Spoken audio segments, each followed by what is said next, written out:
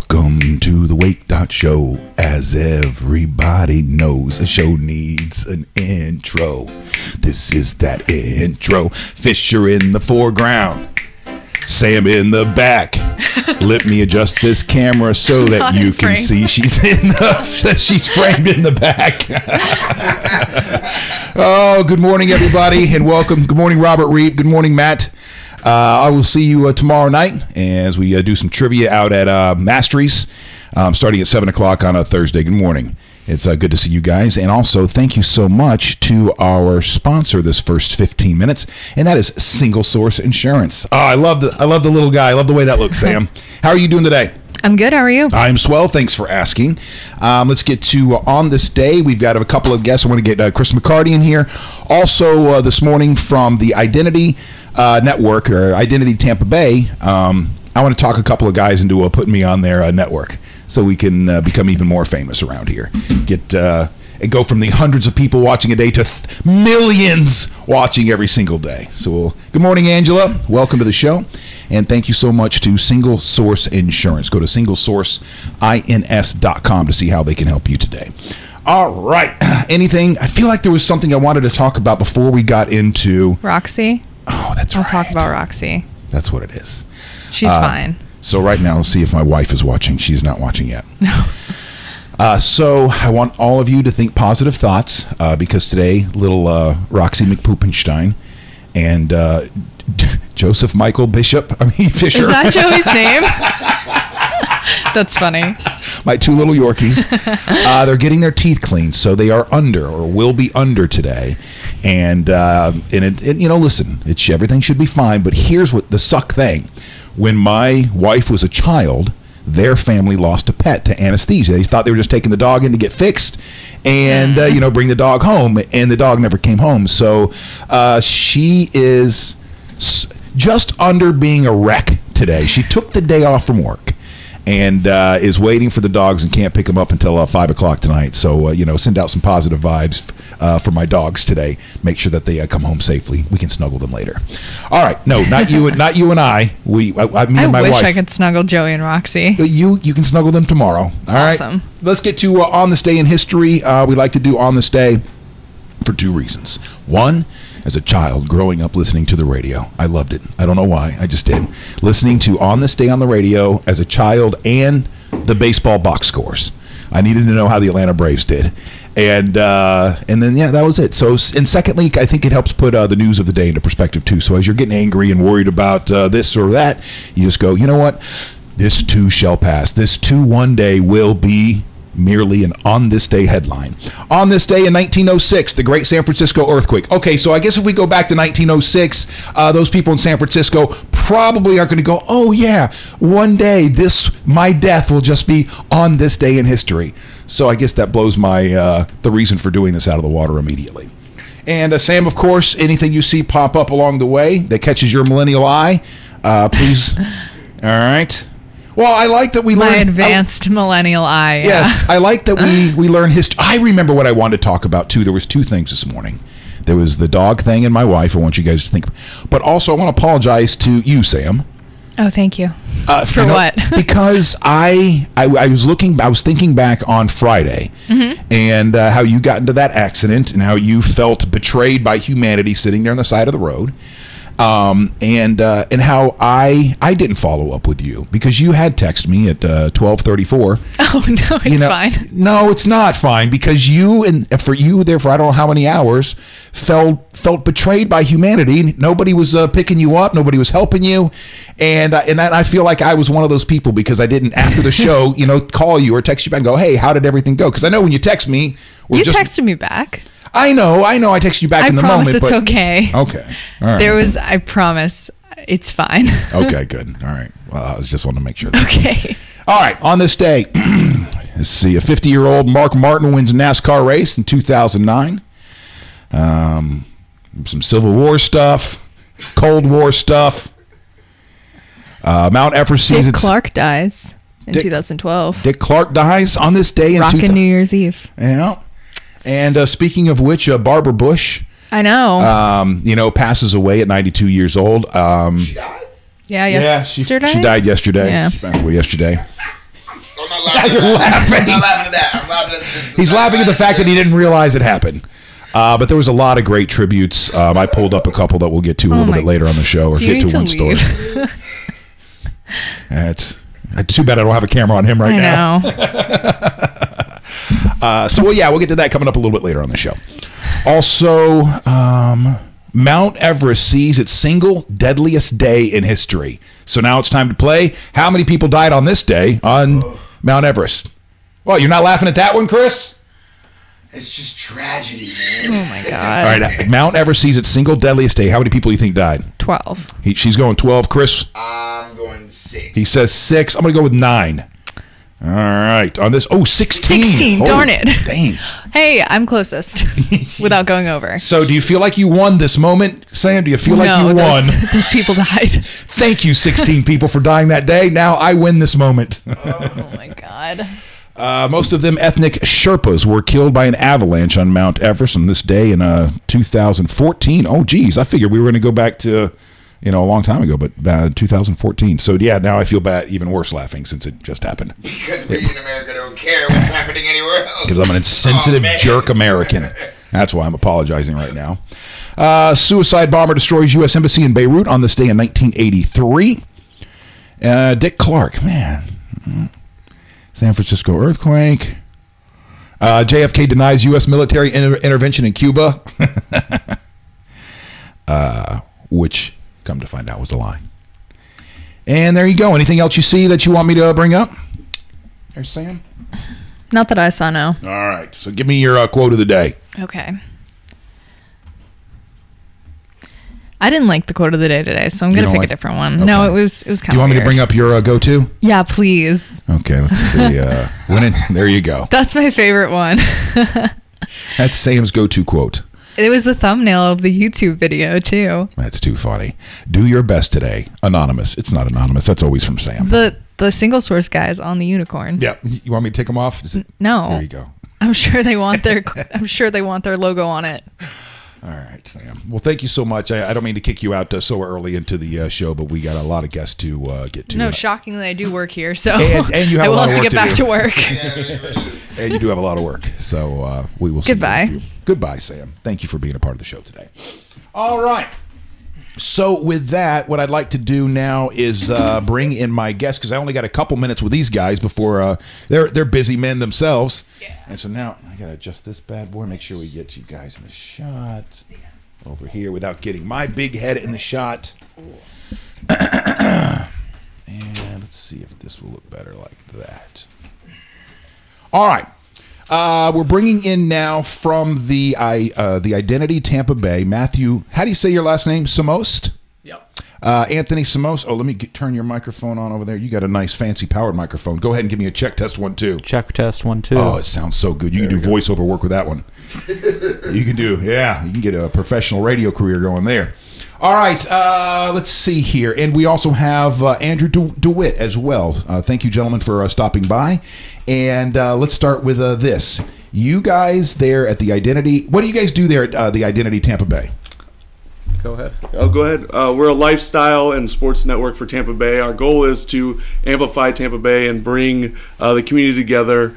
The Identity Tampa Bay is a politics-free zone, so we're just trying to bring together the best content of the Bay. If you're looking for weekend events to do, you're looking for stuff going on around the community, if you want a little bit of sports news, if you want a little bit, where should I go eat this weekend, where should I go on my first date this weekend, we're the place for you to stop by and find out all of those things that you need around the community each day of the week. All right, so if I need a date my wife's out of town, so if I need a date tonight, you guys are where? You're like the Ashley Madison of Tampa Bay, is what you're saying? I don't know about that, but I'm saying we're recommending. Next question, please. We're recommending where you should maybe take your wife on a date. Not so much the walking Tinder guys. Right. We're not the walking Tinder guys. We're not Backpage.com. Well, thank you for stopping by the studio today. I know I don't have you for very long, but you guys you have a network of content that you are now. You already have it up and running, and you have a few shows. Yeah, we have a couple of shows. We just aired the USF spring football game for the first time. That was our first live event.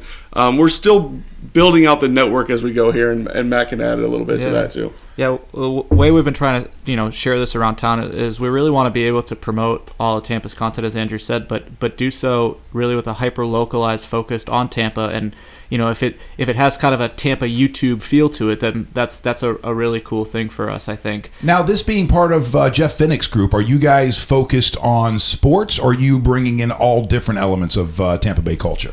For both of us, this is really about the excitement of the region. We've both lived here for about 5 years and never really plan on leaving, because this community has really brought us in and made us feel at home. And with all the energy around the community, downtown St. Pete, downtown Tampa, just everything going around everywhere, there's so much excitement for us to be able to build on, and we want to be able to represent much more than just sports, but lifestyle, food, music, culture. Maybe not the dating stuff, but well, let me ask you something, because I know where you're from originally. Yes, sir. And I know where you're from. It is very tribal when it comes to their sports. So I want to know how you make the move from Boston to Tampa to get involved with all the great sports that we have here in this area. It can't be an easy move. Oh, it is an easy move. Do you have to choose your words carefully now because you have friends and family back home? And I know, it's a really easy move. It snowed this morning in my hometown, so I made the right decision every day. Forget you guys. All right, well, let's talk about, because one of the things that you guys were talking, or we were talking about before we went on today, is the Wake.Show, and what I'm doing here. I did radio in this town since 1998, and I'm one of those people that are trying to make it out here, on the internet. And so what kind of content are you looking for on this network? Yeah, to us, it's really just a way to promote Tampa Bay, and so we really are just trying to find talent in lots of different spaces. So, all those different areas, food, music, be able to cover everything. And if it's content that you want to share, we want to be able to share and promote it. And the real cool thing about what we've built from a platform perspective is that we can help you get on devices really, really easily. I'll let Andrew touch on it a bit, but this is about amplification for us. It's about giving you an extra place to get your brand out there, and we want to help promote your pages and your social and your YouTube accounts and give that cross-pollination play. So if people have their own podcasts or ideas, do you want to talk to people that have ideas for shows, or people who are already up and running and have an idea of what they're doing? I think anyone can. If you go to theidentitytb.com, we have a press link at the very bottom. If you just reach out to us, that's how we got hooked up with you today. So reach out, shoot us an email if you have an idea for a podcast, a video series, or if you already started creating your content and want to add an amplification that we were just talking about. Feel free to shoot us a note, and we'll be in touch with you soon. There are people who've been coming up to me since I started this. Of course, being on the radio all those years, how do I get on the radio? How do I get on the radio? And now it's, how do I start my own podcast? How can I? Right. So from a personal perspective, what have you guys learned along the way as far as, some advice for those people who are trying, or who have a voice, they have something to say, they're excited about it, they're just not exactly sure how to put it together? And then I want to follow that up, because organizations and businesses are trying to do the same thing. Right.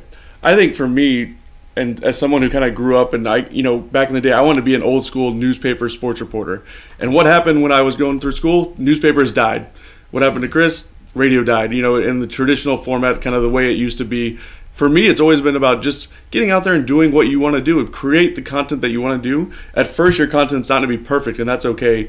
But you can always grow and make your content better. And the best part about right now is you have YouTube. You can start a blog. You can start a website in 20 minutes, literally, with very basic equipment, and have all these platforms for you to see. If your content's great, then you're going to be found. People will find your great content. If you're creating content people want, they're going to find it, and they're going to share it, and they're going to become fans of your show, just like what you guys are doing here on a daily basis. And the only thing I'd say too is we want to help be part of that journey. Right. And with our our Apple TV, Roku apps, and things like that too. We can get you in extra different places, so help get pushed beyond social into OTT and smart TV devices and things like that as well. So, are you down with OTT? What's OTT? I will also pass on that question. It's really just it's direct-to-consumer platforms, right? So OTT is over the top, but it's really just about being another way to reach fans and kind of cut out that middle layer. You know, we've tried to remove all the technology difficulties, so you know, whatever stream you may have, we can get up there, we can push up and be there and take away that effort and difficulty for you to get it, and just push yourself into extra places. Think of it as this: it's the easiest way for people to find your content. If you go on Netflix, you cruise through like 6 shows, then you watch 8 episodes in a row. The next thing is that people are going to want to go on the identity apps on the Roku and Apple TV, click on it, and watch 6 or 7 episodes in a row, and basically just be able to consume that content in a very easy way. What you used to do is I used to go home, turn on SportsCenter, and watch it for 4 hours. Now I go home, turn on my Apple TV, and cruise around, find the best content that I want to watch, and that's how we do it these days. So it's changing, and that's what the platform we're providing for everyone if you guys want to be a part of it. All right, and lastly, because this is the question that I might get, well, it's up there, top 3. And that's for people who want to try to figure out a way to make a living doing this, to monetize this. There's still a lot of, I don't know, room to learn and grow, I think, in that category. What have you guys learned? Well, I think for us the biggest thing is that rising tides effect. And so the best way, I think, for everybody to be able to grow is everybody puts their hands in the middle and tries to build with folks like yourselves and be around folks that also get the message and the vision, and then it'll work itself out, because you can go to places with scale and you can monetize together. And it helps to be part of that networking community to be able to do that. And I think one of the things that have been difficult for your traditional business guys in this is they're thinking about, all right, commerce, as soon as you get this up and running, you need to figure out ways to start bringing in revenue. Right. But I think one of the things that I'm learning out in this space over the last 5 years is that, and I think I've shared this before, the 3 C's. You got to think of content first, then build your community, then commerce, that you're talking about that scale. Then you can go to people and say, look at the community that I build. We are like-minded in these categories here. And it's also not a traditional demographics either that you are going after. It's almost a psychograph with each one of these podcasts, right? And you want to find your niche that speaks to your area and then go after those consumers in that area. That means your show might be targeted at a younger demographic, and that's great. You can pull in that demographic that advertisers want on a micro area and be able to bring in those advertisers that are looking for that smaller scale to go direct to consumer, right, and produce and bring those people to their businesses, because we know that's happening. We see it in social media influencers all the time. So we know that there's that opportunity out there for that monetization for these platforms. Yeah, we run a daily newsletter, and when we talk, what do we want our metrics to look like from a business perspective? Because that part matters for us too, obviously. But our consistent message is it's better to have 10,000 subscribers that read it every day than 1 million subscribers that read it once a week. And that's the key. It's, as you listed your 3 C's there, it's all about the community and having that and having an audience. I'd rather have an engaged audience than a large audience. You're talking about passion, and this is one of the things that we talked about in radio at one time, because I know I got to get you guys out of here, but I just want to share this one story. And the consultant had come in, and he was talking about brands, your brand and so on. And he started talking about Harley Davidson and then Apple versus, the PC and, Windows-based stuff and so on and so forth. And in the end, what we kind of teased out of that was the passion factor, because at the radio station I worked at, it was an alternative rock station, which automatically put you out of the mainstream a little bit. Our signal was really crappy, so that was. So the point was, be cool, go and get people passionate about your product, because people will pay more. And this was going back to like 2005. People will pay a lot more for an Apple product than your normal Windows-based PC, because of the passion and the connection that they have, with the brand. I can't agree more with that. You just nailed it on the head right there. It's all about finding the passionate people about what you're interested in, what you want to do, and then bringing that community together, build that community. And then I promise that if you build that community, the money will eventually follow, which I know can be frustrating for people to hear that. Yep. But it's true. Content, then community, and then commerce. Matthew, Andrew, thank you so much from the Identity Tampa Bay. You can track them down on Facebook, The Identity TB, and the website is The Identity Tampa Bay, right? TB.com. Or TB, okay, TheIdentityTB.com. Gentlemen, thank you so much. Have a great day. Thank you very much. Appreciate it. We'll bring in Chris McCarty here in just 1 second and get caught up. Talk about life in general, the world we live in. Thank you so much. Matt says nothing is more politics free. Cool, guys. Nothing is more politics free and fun than Masteries Brewing Company on St. Pete Beach. I like that. There you go. Feel free to. Hi, guys. Talk to you soon. You're a fan of the show. Feel free to go ahead and plug your stuff there in the background. Mr. McCarty. Yo, what up, man? How are you? Tired, but Tired. I'm great, man. Did you have a gig last night? I did. I picked up a gig. I was playing at the Sugar Sand Festival, and then the little VIP place. It was really nice. It got cold though, but it was cool. Is that the same place you were at when we checked in with you the other day? Yeah. What's going on out there? Well, they're really starting to really blow up, man. I mean, everyone knows they're great, but I guess on Monday they had a screening, a huge jumbotron of the Lightning game. So it was the first time that the Tampa Bay Lightning actually came and crossed over to the Bay, which is a really big deal. So the mayor was there, handed out personalized jerseys to the people who are working for the Sugar Sand Festival. So I mean, it's something else, man. It's special. So that's what's going on over there, man. You got to go check it out. Have you been there yet? Have you seen that? No. Oh man, listen. I like art. You like art. It's cool to see sand, like sculptures, like, man, someone really sat there, and I mean, they're amazing, man. They're amazing. I'll take some pictures next time and send them. I'll be there again on Friday. So, that's what we should do. We should go on location again Friday, and then I'll actually go into the exhibit and show you everything. So that'd be cool. All right. Yeah, man. Well, right there above your head, because you didn't know that Barbara Bush passed away. I knew she wasn't well, but we all die. I just didn't know it happened. She's 92 years old. I don't think he lives an amazing life. She is only one of two women in the history of America that had a husband and a son be president. Only one of two women. Who's the other one? That would be John Adams and John Quincy Adams. That would be John Adams' wife and John Quincy Adams' mom. And I believe her name was Abigail. Only because I think everybody's name was Abigail back then. It was either Abigail or Elizabeth. You have two choices. Darlene, Madeline. No, that's not really it. So Chris, as somebody who is fascinated and has a unique perspective on death, when there's people like this in the news, famous people that pass away, right? How do you digest it? Is it it's different each time depending on the person? No, I mean it's death. Do you reflect? You reflect on it at all? Think about it, or just it's death. It's just part of life. No, I mean it's significant because that's somebody that you shared your life with. You saw her on TV. She influenced the world. She changed the world in her own way. That's why I had the reaction of she died. So yeah, there's a level of significance to it. I mean that's a brother, that's a fellow sister. Yeah. Well, they were married 73 years. That's amazing. I was married for minus 70 of those. Yeah, after 3, you're like, I don't know how the hell does anybody do it. She also talked, I guess, once in the past about there were times that she faced some depression and was, internalized some stuff because. She's born in 1925, right? And she has no regrets. Says the greatest decision she ever made in her life was marrying her husband. But she did go through a phase of questioning that because of the civil rights movement and the women's movement.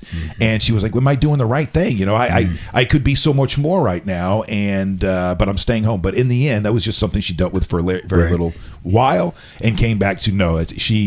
She did exactly what she wanted to do in life. Yeah, I think we all question. Yeah, it's not bad to question yourself and where you're at. True. And, just to want to make sure she wanted to make sure she was doing her part and make sure she was more. I mean, that's great. That's great. Self-evaluation. So you want to learn a little bit more? You want to? I pulled one story because there's a lot of stories. I think in times like these, especially when it comes to those people associated with politics. I know, I guess some people can't really help but bring in the political aspect of it. But I think out of respect for human beings, yeah, I think in these moments, these are the moments where you highlight. Yeah, those. You say something positive. Yeah. I remember when, why am I blanking on his name? Richard Pryor passed away. And I was, we were younger watching on TV. And I'm watching this man just talk about his drug issue. And I'm like, dude just died. Talking disparagingly about him? Yeah, he's like, well, remember, Richard had a problem. He was took to cocaine. And I was like, dude just died. Would you want someone to talk about the things like he's a human being? Right. He got caught up in some stuff. You don't know what he went through, but why are we going to highlight the aspects that may not, because that's an issue that human beings, so I don't know why we do that. But I love the fact that you're saying, hey, man, let's I think sometimes,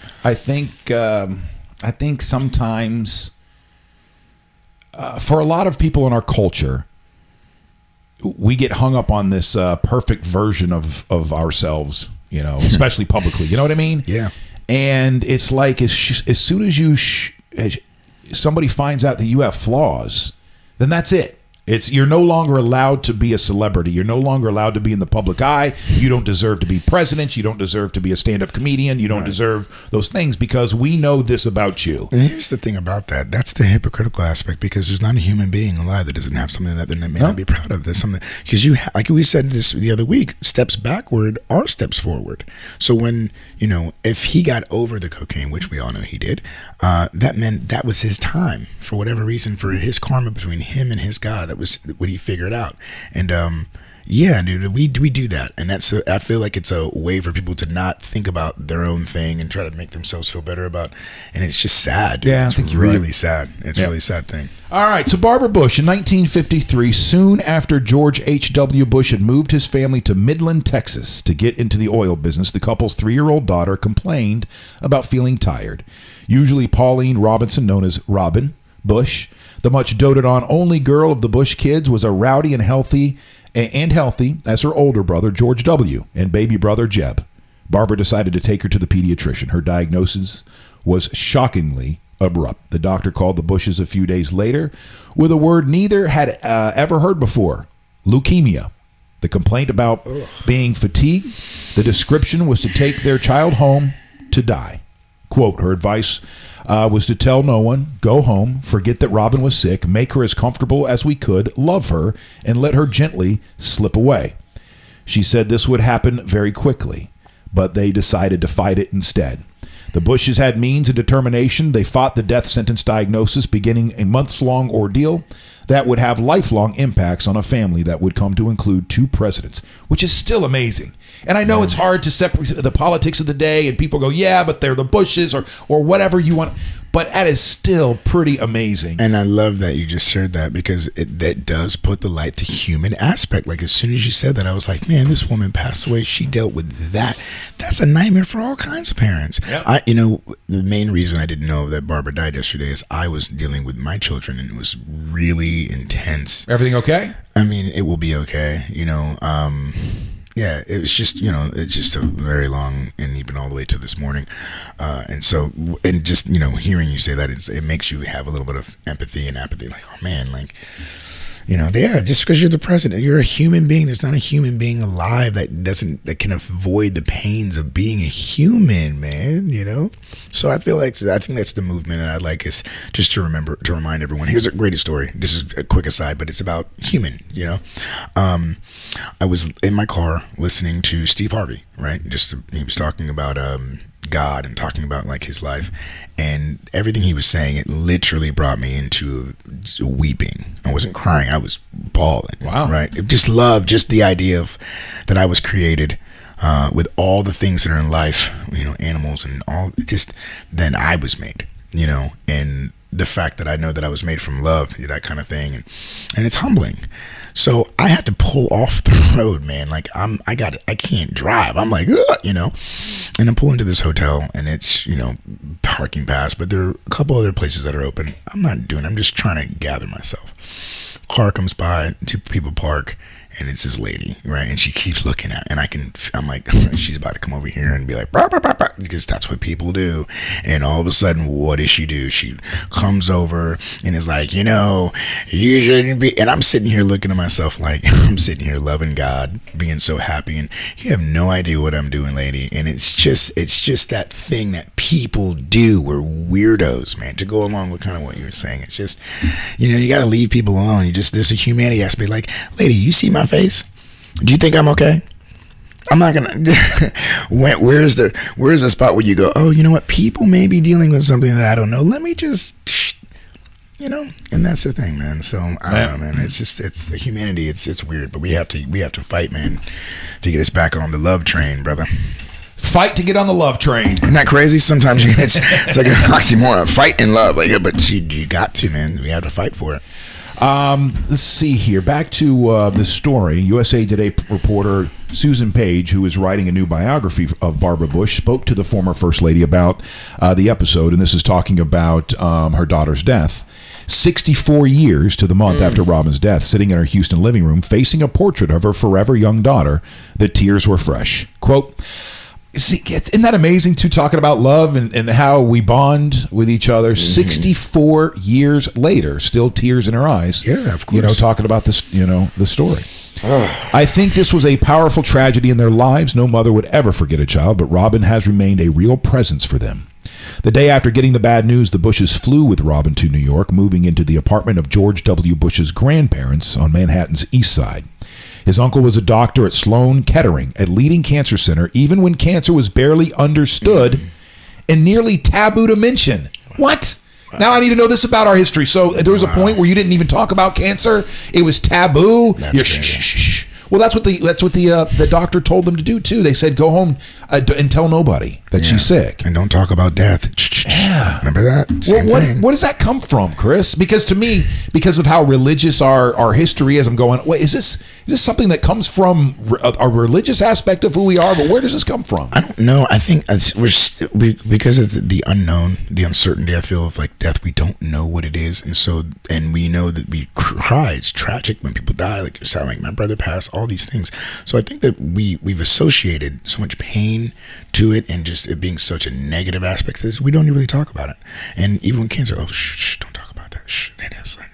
Does that play into, because sometimes I will go off on us and feel like we are trying to turn our country or our world or our environments into this little theme park.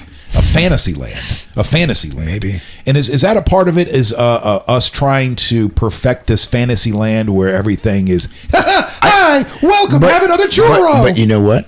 I think you might be onto something. Look at everyone's social media. Every picture you see is like, life is great. I'm great, when they're miserable. That's one of the reasons why I let myself go here, Chris. As you should. I allow myself to go emotionally, whether it's like tearing up or getting angry at something, because I know that I was a part. Well, not really. I've been somebody who would bring that kind of stuff onto my show.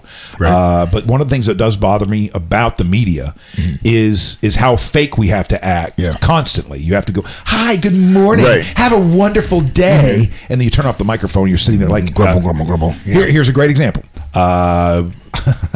I was doing moved from mornings to afternoons at 97X when I got news that the cancer was back in my dad. He had beat cancer. Rang the bell, right? Anybody who's been through this, you know exactly what I'm talking about. Rang the bell.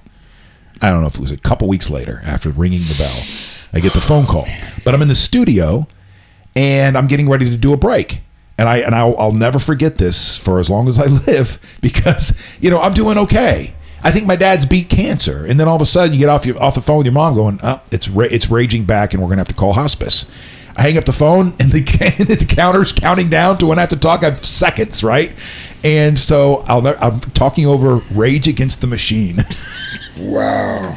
And I don't remember. I don't remember the song was "Killing in the Name of" or whatever it was. Yeah. But it's Rage Against the Machine, and I remember just sitting there like my soul was just sucked out of me, putting down the phone, and then going, 97X Tampa Bay's new rock alternative, blah blah blah. Make sure you're blah blah blah. And here's Rage Against the Machine, 97X, and turning off my mic and just going, "You're a beast, man." And just you're a beast. Well, but you know what? In that moment, it also reflecting back on that moment, I think about, because that it's it's something to highlight if you're in the media, you're on television, you're on the radio, whatever. But people do that every single day. Yeah, every single day. Masquerade all day. I mean, that's you and I are a lot alike like that. Like when I'm not feeling well, you will not hear me. You will not see me. I don't feel well. I don't want to bring anyone else down. Not to put like a, but I don't. I just wear my emotions on my sleeve, and I don't, people know when I'm not well, and I don't want to do that to anyone. Like, what's wrong? Oh God, it's just life, dude. It's all good, So I know what you mean, but yeah, we do that. We do that in everything. I mean, I'm telling you, like the social media thing, everything looks great. Everyone just puts their fake front out, and they don't want to talk about that. They don't want to talk. It's just like you said, make everything look like it's a candy fair, and it's just not. They talk about, this is one of the issues that we're having in the Western world now, is how social media is perpetuating depression in so many different people, because they're looking at what they think the lives of these people are. You're looking at my life and you go, my gosh, he's out every single night. He's having beers. He's on the beach. He's got these dogs and just living life to the fullest. Hold on. When outside of those pictures, I'm also sometimes sitting there trying to get out of bed in the morning and not sure if I can. Right. So now I watched this video, and this man was talking about the millennials and a problem that the millennials have, because every time you get a like, right, it releases dopamine, and that makes you happy. Like I need more likes, I need more likes, I need more likes. More dopamine. And what happens is now there's lack of relationships. Like people aren't really, because they're told you can have anything, be anything, you're great, you're amazing, but no one's talking about real cultivating relationships. Like you and I have been friends for years because we've done that, and it wasn't a social media thing. So now instead of being liked by just the people around you, people need to be liked by millions of people that they don't even know.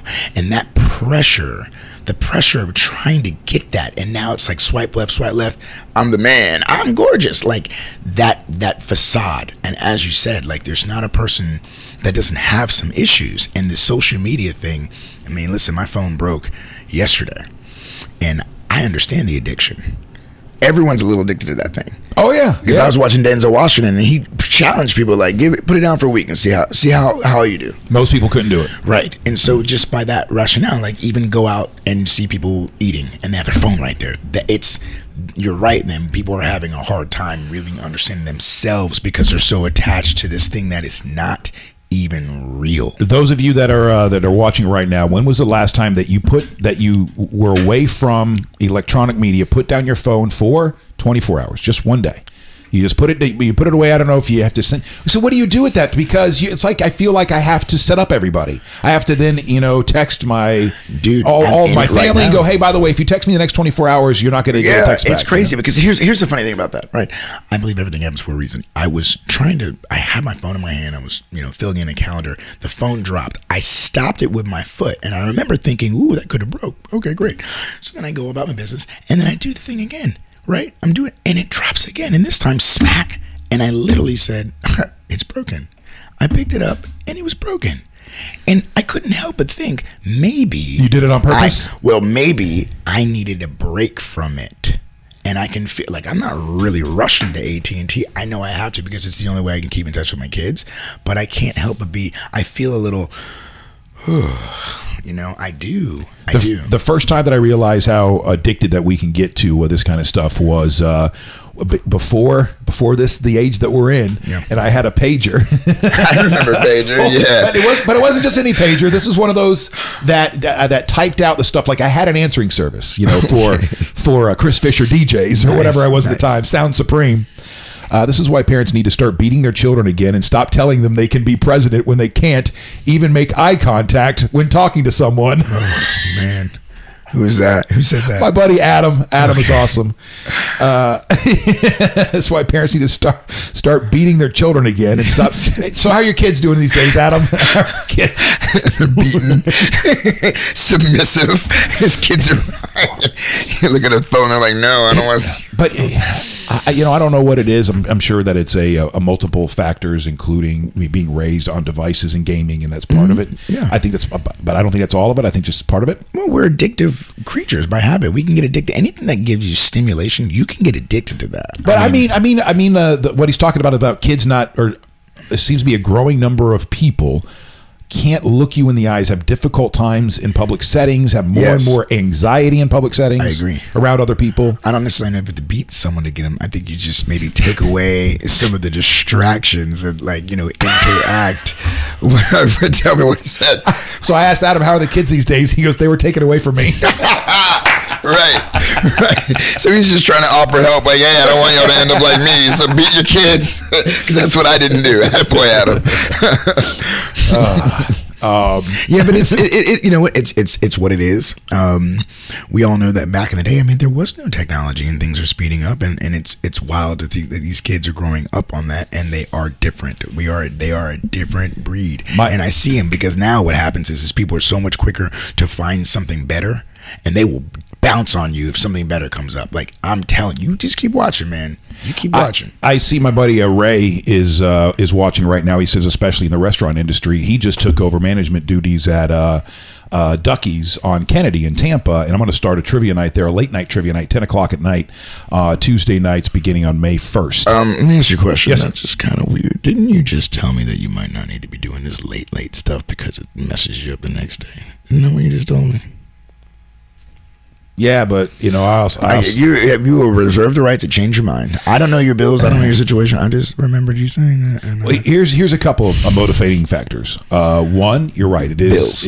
It's bills. So anytime that I can go to my wife and say, "Hey, I've got another gig," that's a win. Right. And secondly, I've known Ray for a very long time. Mm-hmm. He and I have had a lot of very interesting conversations, deep conversations. And I want to see him do well. So also in my mind, I was thinking this is a chance for me to help him. Or if I can't help him in any way, then I would like to. Of course. Because when Ducky's first came on the scene, those first couple of years, man, they were crushing it when Evan Longoria was known to hang out there a lot. Gotcha. This was his restaurant. But then, things slid off. He's not even in town anymore. And And so they brought in Ray to do his thing. And so I want to help him out. So that's where my head was. I love that, dude. But Chris, you're exactly right. It was like the next day, because at the time I was having conversations with you, with my wife, with my buddy Emil, who gives me advice, managerial advice, and others. And one of the things that he said was, I think like an employee. This was my buddy Emily. He goes, you think too much like an employee. You need to think bigger. You need to think bigger. You need to think like a business owner and this and this and this. And so he broke down, did the math for me on how basically I'm undercharged. You basically, so 3 nights a week, I've got this prime time that I've allocated to go out to do these various gigs. Don't say the amount. Don't say the amount. Just right. Okay, thank you. And based on the amounts that I make off of these things, he's like, "What is wrong with you? You're basically wasting your time." Which I don't see it that way at all. I see, I don't see it that way at all. Although I see it from his perspective. Right. So, right after we have that conversation, I turn around to Ray and go, "Hey, how about I come out here on Tuesday nights, late nights?" Well, are you going to talk about upping the prices? I mean, it is season, as they say down around the area, and I mean, maybe an extra $25. I listen. How do you approach that? Because let me tell you why. Okay. All right. So Ray, first of all, right? Well, I know he's my friend. Right. And I'm just starting something new with him, so obviously I'm not going to go to him with something. But Charles out on Tuesday nights out at St. Pete Beach Boulevard Burgers, I'm friends with him. That's a buddy of mine that I want to see do well. Right. So I almost feel like I don't know. I can't ask. I feel like I can't ask for more. I understand. Wednesday nights, that guy's paying me a decent amount of money on a Wednesday night, and so I'm not going to mess with that. Right. But and the same thing with Thursday nights. Matt out at Masteries, I want to see them do well. And I'm not trying to say, hey, my time is worth this, even though that might be true. But I think I would price myself out of that night, and I don't want that to happen right now. You know what I mean? So what I just heard was fear is the reason I'm not being honest about who I am. I don't want to, again, that's a lack of faith. I don't want to say too much and lose it. I know what you mean. I've done it too. I get it. I feel like I'm worth $10,000 a night. That's how I feel. But if someone's going to offer me, so they could be like, how much? And if I go any higher than what they're used to, and if they haven't seen me, they'll write it off. And it's but at the end of the day, I'm still being honest with myself. Because I also know that if I start off at a certain level here, man, they're going to try to keep you there. And it's not about friends because they're looking at their bottom line and everyone wants to get some kind of deal and feel, perfect example. Like when I say I understand, I'm not getting paid to do any of this.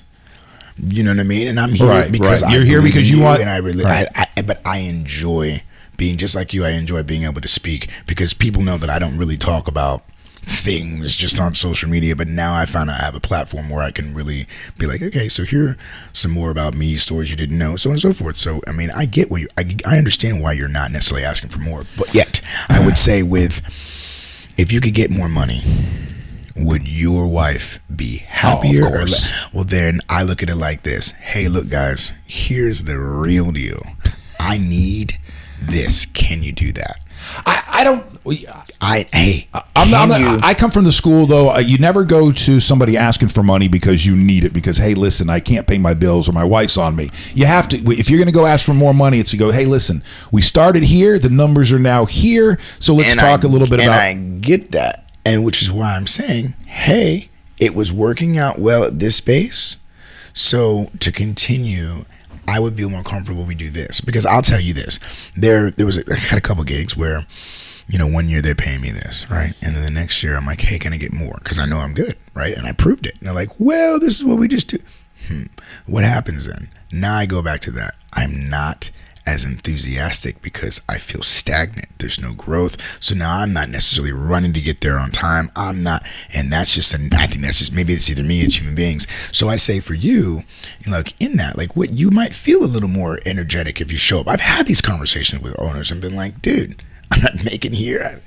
And so I say this, if you're making this is the highest you're making on a Wednesday, why not say to other places, hey, listen, man, I'm making this here. And this feels good, and it makes me excited to come and blah, blah, blah. And I just want to keep that excitement across the board. So can we do this? And then be cool and see. If they say, what's they can say no? They're not going to be like, get out of here. If they say get out of here, guess what? One door closes, another one opens. I guess one of the ways that I'm looking at all this stuff too is your friends, and you don't want. I get it. And also more short term. And I'm not looking to get rich off of the gigs that I'm doing at night. Those are more to make sure the bills are paid for right now, until this takes off, or some of the things that we're working on really starts to bring in some real money. I'm not looking to just nickel and dime and then going back to my friends and going, hey man, what do you think about an extra $50 a night? That's in the cards, and you're right. I gotta make sure you will feel more confident with who you are and be more proud of who you are. And if you are getting a little bit more, like I tell people, listen, man, like I said, I believe I'm worth that. But if you pay me more than you pay anybody else, even if you pay someone $200, you give me $250, that's way less.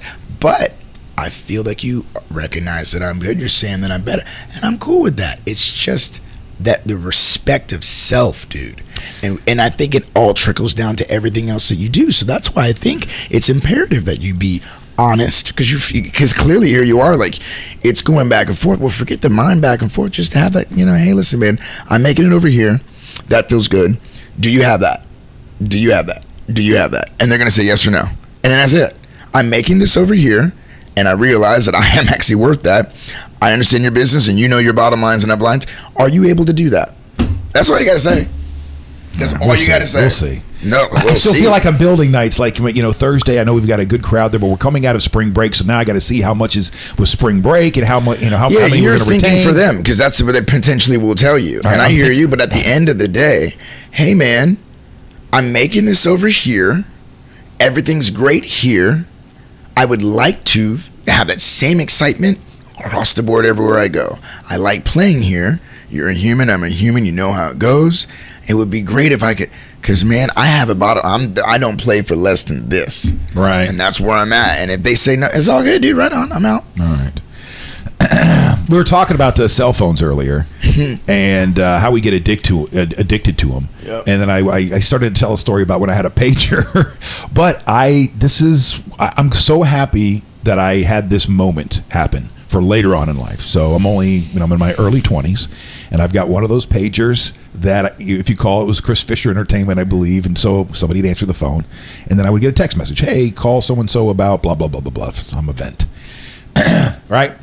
And then I got a cell phone. I got a cell phone to go along with it as well. And not only that, but I got one sold to me that was a digital cell phone, so that when things went digital in a few years, I would already have the phone ready to go. I was like, all right, cool. So I'll get the most expensive phone on the market, obviously. And so I got my little DJ business in Orlando, and I'm 20, 21, 22 years old. Then I move away. I go to Tallahassee. I start my radio career, and I'm not going to be DJing on the side anymore. So I turned that stuff off moving to Tallahassee. And for a week, Chris, I felt like a crack addict for a week. I felt like there was an anxiety, and it lasted for a week. There was an anxiety that I was missing something, that the world was falling apart around me, and I didn't know about it. And it took a week to finally go, wait a second. It wasn't that long ago that I was using my mom's house phone. Exactly. You know, it's funny. I got a lot of friends, and we talk about getting house phones again and having answering machines, and just, dude, you're going to get to me. I'll get to you when I get to you. Because the cell phone thing, like I said the other week, it's like give someone automatic say to be like, I'm in your pocket. Why didn't you call me back? Like, yeah, jeez, or I saw I text you and I saw that you read it. Why didn't you oh my gosh. Those kind of controlling personalities we have to deal with in our lives. So I don't know, man. There's something about simplicity. There's something, it ends how it begins type thing. A lot of people, you'll see it. That's how I think it's going to turn out, man. But later on in life, I came back to that, and I would have vacations from my devices. That's cool. Including one time a full 5 days. Wouldn't it be cool if we had a national holiday of no cell phone day? Yes. Where it's like everyone has Christmas, whatever. Hey, this is the day we bond with people when you have real, or they could just turn off the cell phones. And it's crazy that we're even having that conversation, because listen, man, those phones are addictive. And it allows us to create kind of a little fantasy world, a very tiny little fantasy world, as long as we've got our screen up in front of us, that world's real. And as soon as you drop it and look around, go, crap. That's true, man. So what did we learn today from the show? Beat your kids more, take their devices away from them. Right. What else did we learn? I think that's pretty much it. Know your worth. Did you ever meet Jesse Cage? When I was doing, I can't remember if of course. Jesse Cage, one of the things that he would harp on me about is know your worth. Me and other people around him, know your worth, know your worth, know your worth.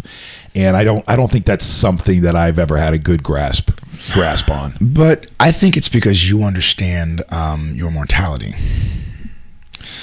Meaning, you understand that this is quick. So if I'm gonna die like anybody else, it's like, well, what is the, you know what I mean? So what's your worth? Okay, let me change it.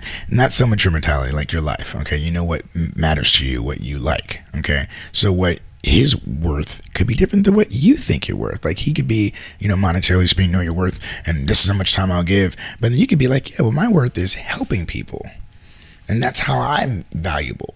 So I'm helping these people over here. So you are knowing your worth. By going out and helping, it's more significant than Joe Schmo, right? So is that not knowing your worth to some degree? Adam says, case in point, I had to force you to allow me to pay you for a voiceover. So my friend Adam says, hey, man, I got something that I got to do, and I need a voiceover. How much you charge? And I go, look, for you, nothing, Mm-hmm. And he goes, no, I'm going to pay you. But the way I look at, again, Adam's my friend. I think about all the stuff that he did for me when he was a producer on my show, and how good he was at making promos. And so I'm looking at all that and go, man, at least I can do is read some stuff for him, right? And not only that, but because I guess when it's... You know what it is? Tony Robbins, I was listening to Anthony Robbins the other day, and he said what you're doing essentially is you're trying to give them a gift, but you're robbing them from giving the same feeling. You feel good doing that, and you're like, no, well, then you're taking it away from them. True. And so if they're like, yo, this is what I want to do, you know what? You give me whatever you want. I'm grateful for whatever, man. So speaking of which, have you sent me that copy yet, Adam? Do I need to check my messages? Man, I guess I look at it because and this may sound a little bit weird because you're talking about yourself, but I feel blessed, right? You are blessed. I am blessed that I got my dad's pipes. Hello and welcome. And that it's made me a good living having this voice and this personality. But I didn't go to school for it. I didn't go get trained Right. And I don't feel like, I don't know, like a carpenter or somebody who's got a real talent. And see, again, there I am. Talent. I know. See, okay, that's so my issue. I can hear it. It's another thing I know what Jesse's saying. So I feel like there may be, and I don't know, dude, the greatest thing anyone can do for life is to understand why they're here. That is the most empowering thing you can give yourself, and that's understanding self. So the voice inside of you that we all have, that little compass that tells us, hey, the voice that's always speaking love, right? And then discerning that voice versus the voice that's, this fleshy, oh, that person sucks, and all that other stuff. And if you follow that one voice, you're good to go, right? So a lot of what's going on here is like, I feel like you're not necessarily grasping onto like the compass inside and understanding like, where you come from. So like, we go back and forth. Like, I'm like, God, I got it. I'm here. Boom. I'm good. I don't question anything. And that's why I could sit in a car and cry. I could look at you and be like, I love you. Like, I know who I am. I know why I'm here, and I'm good. You might be, and millions of us are still trying to figure it out. But I think because of, the radio and now this, it's like you're still trying to, but it's the acceptance of this is who you are. You are that voice. You are that. You're that. Like, and why is it okay to just be Chris Fisher? Like, nothing more, nothing less.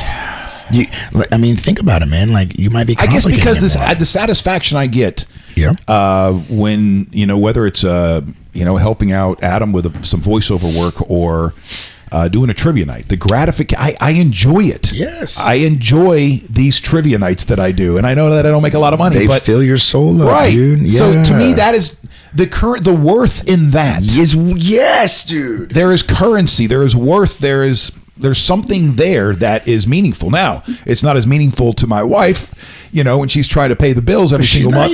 Yeah. And she feels that. And that's my humanity is not going to pay the bills. See, but that's what I mean. I feel like, in a sense, if you're looking at how about go into the money and have a different perspective? Just think Lauren. Think the stress. Think the Lauren. Think the stress. And be like, you know what? Like, I'm going to do this just to not, it's like, to take the stress off? Yeah. Like, I'm going to ask for this because it's going to take stress off. And you just need, you just need one attempt to go to them and ask for more and watch it work out in your favor. And then when it works in your favor, you're going to have a new neuro association of positive.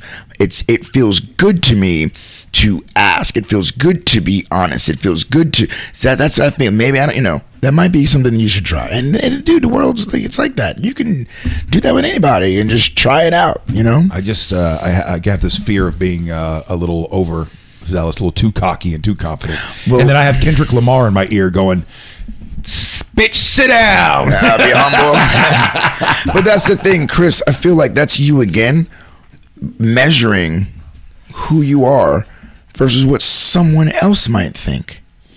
You might be putting too much stock into what someone else thinks about you, being, I gotta be humble. Dude, you know who you are. And guess what?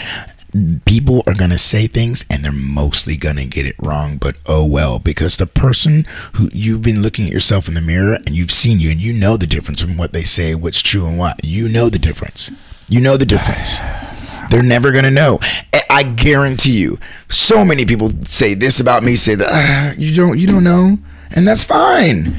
Who cares? All right. Now we're talking. Just be honest with yourself, man. Don't worry. I'm gonna work on you because you're sick. You're sick, Chris. I am sick, and I'm giving you the medicine.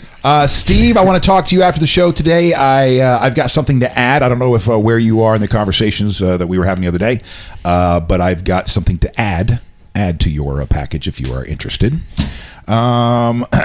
Chris, let's see if we can break any issues in your life that I can help you with right now, Chris. Now we focused on me too much and my insecurities as a 45-year-old man. No, I just what I'm dealing with, and this goes out to the divorced parents, single parents. I took that trip to Hawaii, and whenever one of us takes a vacation, which was basically my first one, the other parent basically has the kids for 3 weekends in a row, and we clearly were divorced, so we have different beliefs.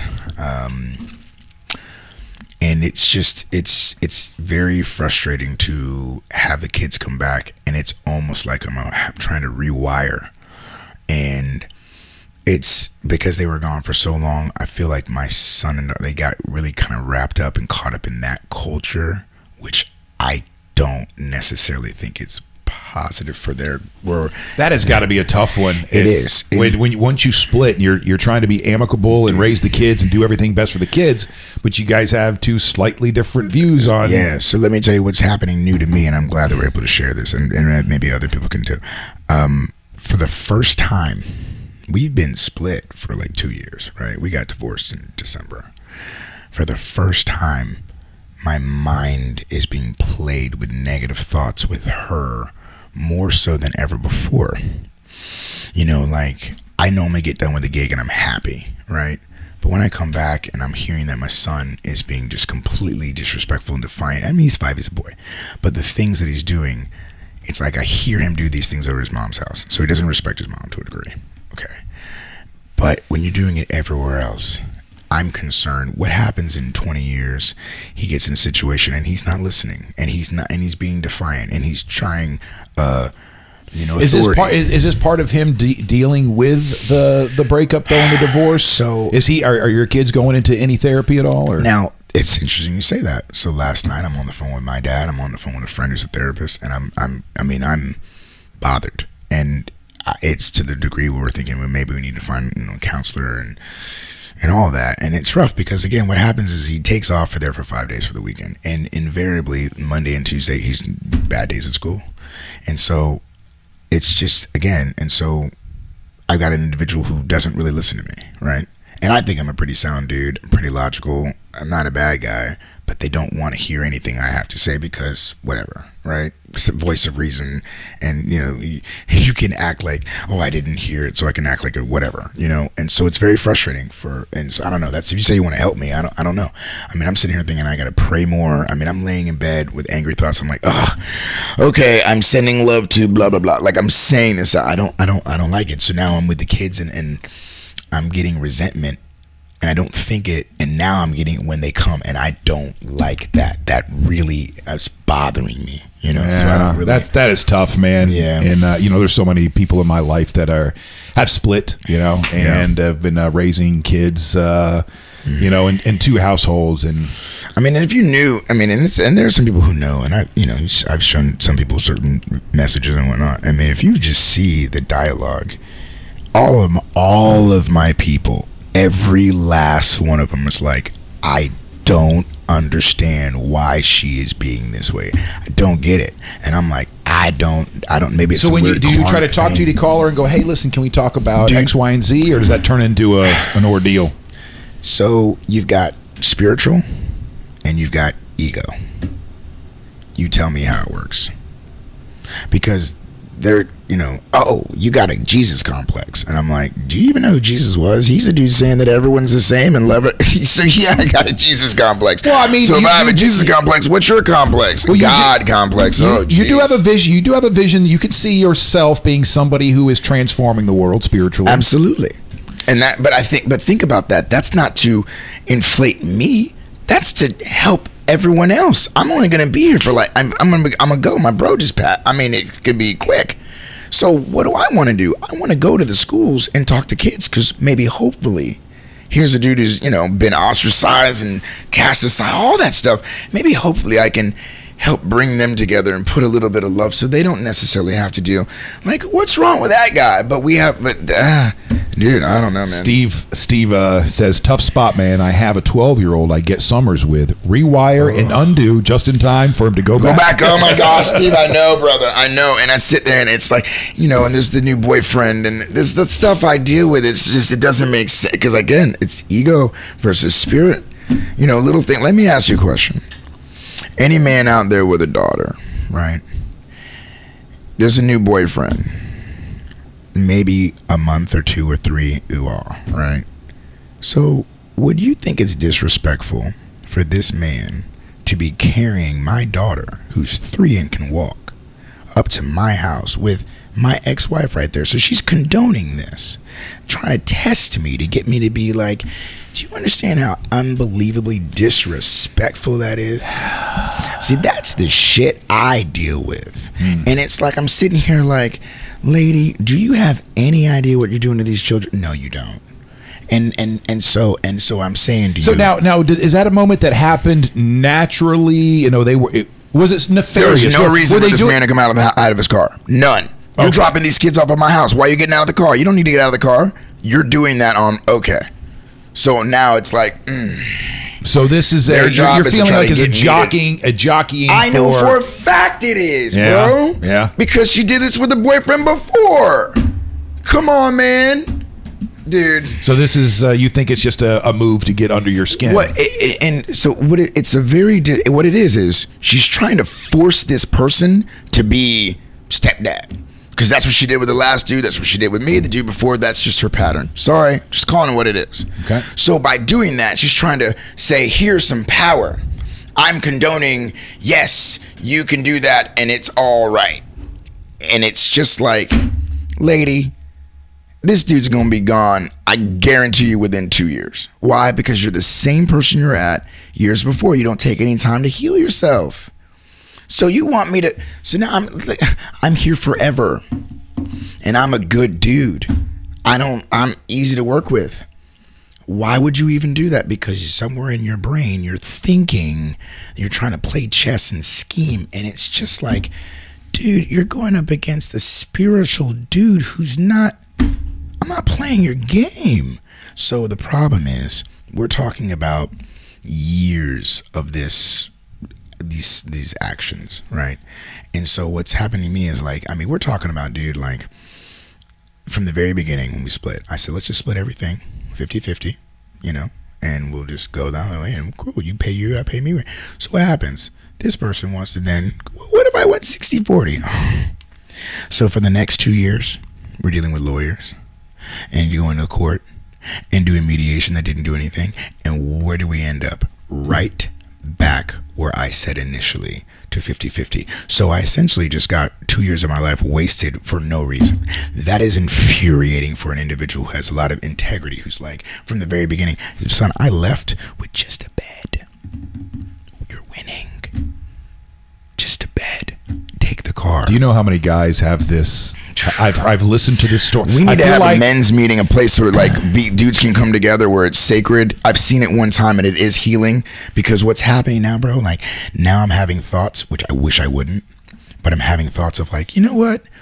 Maybe someone over there in her world should have something happen, so then she could leave me alone. And then I go, that's dangerous for me to even be thinking that. And that's why I'm like, man, this is not. I know you, and those aren't the kind of that you want to go down that. But that's why I felt like you got to admit it and speak it, and so you can get rid of it. It's like I'm acknowledging. I know I don't want it. But you said, hey, can I help? And I'm like, you know what? I'm just going to share and get it off my chest, man. This is what's going on. So what do you do in those moments after? So they walk back to the car, they leave. You've got the kids now. Do you go? Are you playing chess in your head? What's my next move there, or do you try to go? Because I'm asking because I know how spiritual you are, right? Or do you go sit in that moment, start to breathe, do your thing, commune with what you believe in? And I keep telling myself that people on the outside are here to get you to not be who you are. They're trying to convince you. They're trying to take that, and you can't. So, and I have to tell myself, either I call the people I got to call, I call D, I call, or Andrew, and they'll say, hey, you're good. You're a lion. You're the king, dude. Like you're great at you're cool. This person's beneath you. Anyone beneath you can't worry about what they're trying to, and sometimes it's great, but sometimes like any day. Sometimes you're human. For me, if we end up having a moment where the day starts off before I can get into meditation or any of praying, man, it's rough, because then I'm just messed up for the rest of the day because I didn't get a chance to protect myself. I'm with you. I'm with you. I got to get that moment to center myself there in the morning. And sometimes I use, because I'm half crazy, right? And I'm all crazy. And so nutty. Like even this morning, I'm getting out of the house later than I wanted to, and my garage door won't go down. It's almost comical if you weren't so frustrated and trying to get out of the house. So I finally just go, breathe through this. Yep. Walk back in. I hit the little sensors. I shake the garage, and I walk back into that because it won't close. So I walk into the house, and then I realize in that moment that I was worked up. And I don't need to be worked up. You have no control over that moment, right? Yeah. So I just go ahead and start breathing. Get it back down. Get it back down. Get it back down. Whew. reset the alarm, walk back out, hit the garage, go straight down, and I head off to work. But Steve says, makes me furious for you that you went through the boyfriend bringing my kid when the kid was young. She's trying to get you to snap, do something you wouldn't normally do, keep your head, karma sucks. Yeah, I agree. And the good thing is that happened right after I came back from Hawaii. So I was like, there's no way that you're going to get me off of this high. And that's but I mean, yeah, that's, brother, so let me tell you something that I did. The first boyfriend, the one prior to. I am team player, guys. All right. I'm going to just tell you something that I don't know many guys who've done this. My son, I see this dude. I go to pick up the kids, right, from the house. And I say, hey, let me talk to your boyfriend. He comes out, right? And I say, hey. And I give him a hug. This is the second time I've seen this dude. The first time he's trying to take my kids from, my house. And I say, thank you for loving my children. I do appreciate it. Thank you. I only hugged him because my son was watching. And I knew he was having a problem with it. So maybe if I hug this dude in front of my son, he will be. And what happened to get in the car is like, you like yacht? You know what I mean? I will do anything for my babies. You think I want to hug the dude who Let me just stop before I go. Yeah. I can just hear Deirdre being like, whoa, mute. Yeah, you know what I mean? And so I just say to you, man, like, listen, man, everyone's got a breaking point. I'm just trying to not. Why don't you grab your guitar? I like it. Why don't you grab your guitar? I like it. Because I definitely, I don't want to. You can feel it, can't you? You see what I mean? How I stay away from people because you can feel it. I don't want to mess with people, bro. Grab your guitar and we'll end on a positive sing that note. shit out. Thank you so much, everybody who came. We're on the show today, stopped in and added to the show. Thank you so much to the Identity Tampa Bay, Matthew and Andrew for stopping by. I'm excited about what those guys are trying to do here in the Bay Area with the Event Group, and hopefully we can be a part of it ourselves and affect the Bay Area here. All right. Anything else before we get out of here today? There's some fun stuff happening in politics, but I think we'll save that. We'll push that back a little bit there. You got some room? You want to push that out of the way? I'm gonna do this. I'm just do this song. All right, ladies and gentlemen. Ooh, that's out of 10. Oh, well then I'll wait. Hang on. Not yet. Give a sponsor or something. Thank you so much to Single Source Insurance. And wait, hold on. Here's Deidre. And on a positive note, Fish, can you please have Chris call me before he leaves the studio? His phone is broken, trying to help him. Yeah. You got your number down. I remember you. Wait. Deidre, message me your number, okay? Message me your. Don't put it up here. Don't do it up there, dude. Message me your number, and then he'll call you after the show. Ladies and gentlemen, Chris McCarty.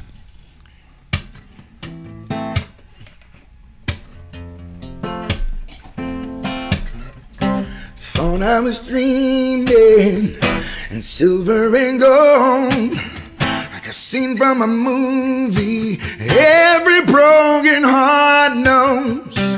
Walking on moonlight, you pull me close. Split second and you disappeared, and then I was all alone. Woke up in tears with you by my side, breath of relief, then I realized, knowing I promised tomorrow I'm gonna love you like I'm gonna lose you. Gonna hold you like I'm saying goodbye. Ever was standing, take you for granted, 'cause you'll never know when we're saying goodbye. I'm gonna love you, I'm gonna lose you. Gonna hold you like I'm saying goodbye. In the blink of an eye, just a whisper of smoke. You could lose everything. The truth is you never know. So I kiss you longer, baby. Any chance that I get, We'll make the most of the minutes in love with no regrets. Let's take this time to say what we want. Use what we've got before it's all gone. Knowing I promise tomorrow I'm gonna love you like I'm gonna lose you. I'm gonna hold you like I'm saying goodbye. Ever we're standing, I won't take you for granted. You'll never know when we're saying goodbye.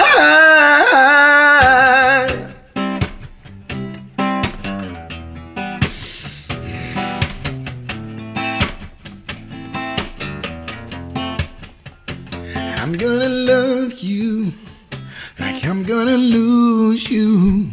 I'm gonna hold you like I'm saying goodbye. Ever we're standing, take you for granted, 'cause you'll never know when we're saying goodbye.